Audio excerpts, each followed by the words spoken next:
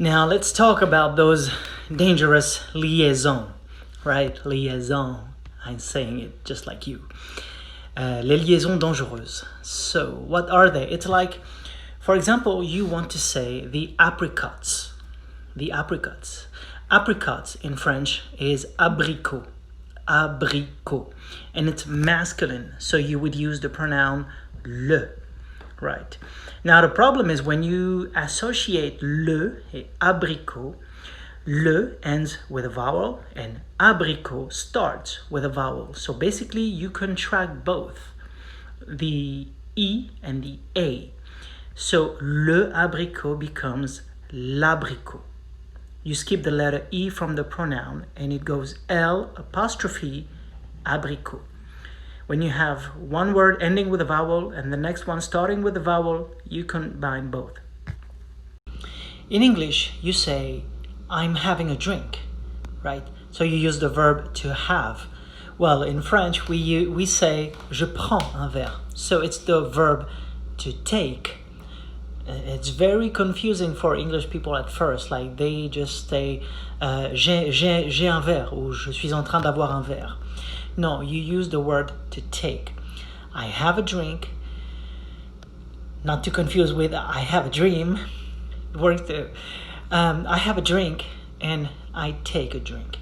So when you invite a girl or a guy to go for a drink, to have a drink, you don't say tu veux avoir un verre. No, you say tu veux prendre un verre.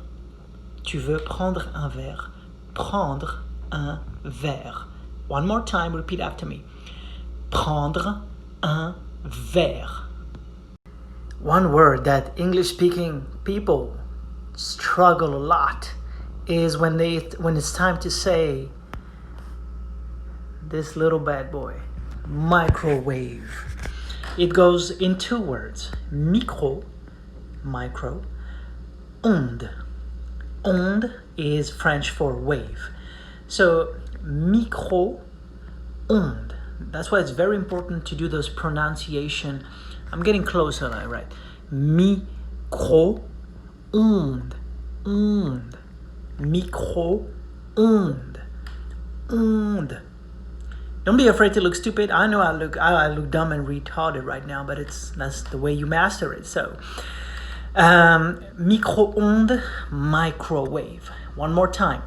Micro-onde. Micro-onde. Okay, one more myth that I would love to debug right now is the pronunciation of the final letter T, right?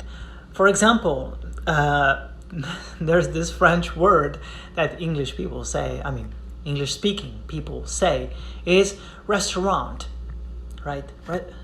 Listen, restaurant. See, they pronounce the final R. Or they would use a word like a fancy one like nonchalant, right? They do pronounce the letter T at the end, but you should not. If you still want to go with the R instead of the R, it's okay, but at least don't pronounce the final T. And it comes from the fact that A-N-T is one way of saying the sound en in French. We have E-N, A-N, E-N-T, A-N-T. A-N-T means en, restaurant. In English, we have the simple form and the progressive form. For example, when you say, I do something, it means you do something regularly, right? And when you say, I am doing something, it means you're doing something now. Well, in French, we have the same type of forms. And it goes like, when you want to say that you're doing something right now, you say, je suis en train de faire. Je suis en train de faire, not je fais. For example, I'm talking on the phone. You say, je suis en train de parler au téléphone. Je suis en train. It goes like, je suis en train. You do the liaison. Je suis en train. Suis en train. And you can even shorten the je suis by suis.